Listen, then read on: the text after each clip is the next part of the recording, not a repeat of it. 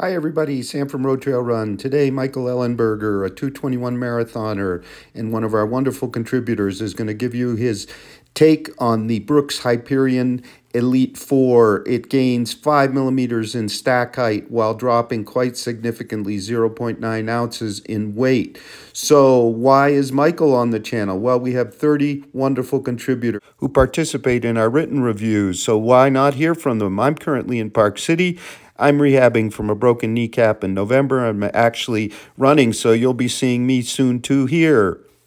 So let's hear from Michael. Make what I hope is a short video about this. This is Brooks' newest, latest, and greatest racing shoe, the marathon racing shoe. This is the Hyperion Elite 4. And as you can see here, I hope the camera picks this up. A major change here is this upper. So this is a shoe that has a really, really light, thin upper. You can see there's significant ventilation holes. I've run it outside and inside. I'm not going to lie. Outside, it is cold. It is a little bit wet. It's winter, obviously, here in the Midwestern United States, and I've run this on some icy, slick days.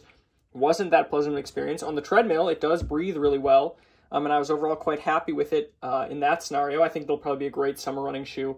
The outsole, some of us noticed on the outsole that there is some wear to the front of the shoe here. Again, I run a lot of miles on the treadmill in this shoe, and you tend to wear the front of the shoe on the treadmill just because of hitting that, or at least I do, hit that plastic cover where the belt connects. So that might be a little bit premature, but in general, I think a lot of us picked up on some wear on that toe. Maybe the rubber's a little bit thin. In general, I think a lot of us are very happy with the depth of the rubber here by racing shoe standards. You know, there's some real depth there if you want to think about like a tire. You know, there's some rubber there to keep you off that foam, and I think that that'll lead to some durability and certainly some traction. Flipping this around, you can see that it says the word Speed Vault. So what they've actually done here is put in a plate manufactured by a company called RS. I didn't know about RS, and actually I say plate, but it's almost like a web or a net. It's a carbon fiber system that runs throughout the midfoot of the shoe and the entire length of the shoe, and it looks different. You know, it's not like sort of the metatarsal flanges that we see from Adidas. It's not like a traditional sort of flip-flop plate that Nike started off with. It's this whole other thing. It's environmentally friendly, which is obviously great, but you know, what matters to you is running fast. It's also a really fast-feeling mechanism. And then the foam, of course. So it says back here, DNA flash and nitrogen infused. This is Brooks's top-end material, and it's a really sharp foam. So it's firm. It is, you know, it's not quite Endorphin Pro firm, and we're going to have more about the new Endorphin Pro coming out really soon.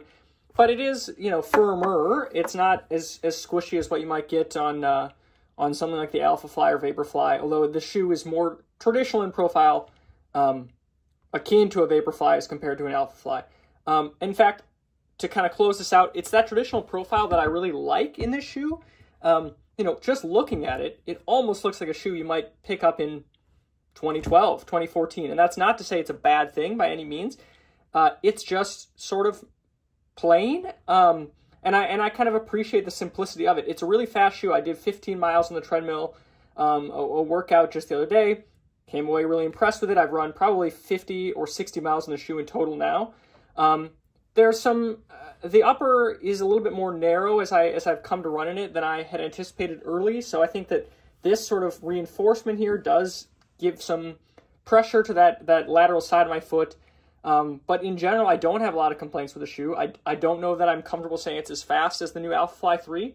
But it is a shoe that I'm just really happy with. And if you're a Brooks devotee or you know, otherwise someone who's just interested in changing up from the traditional Nike and Adidas profile, I would give this a serious look. I really like the Brooks Hyperion Elite 4. It's definitely my favorite racing shoe ever from Brooks.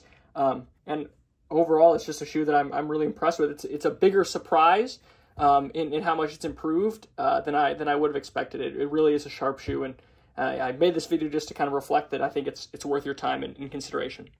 Thanks for watching. Please check out also our full multi-tester written review at RoadTrailRun.com.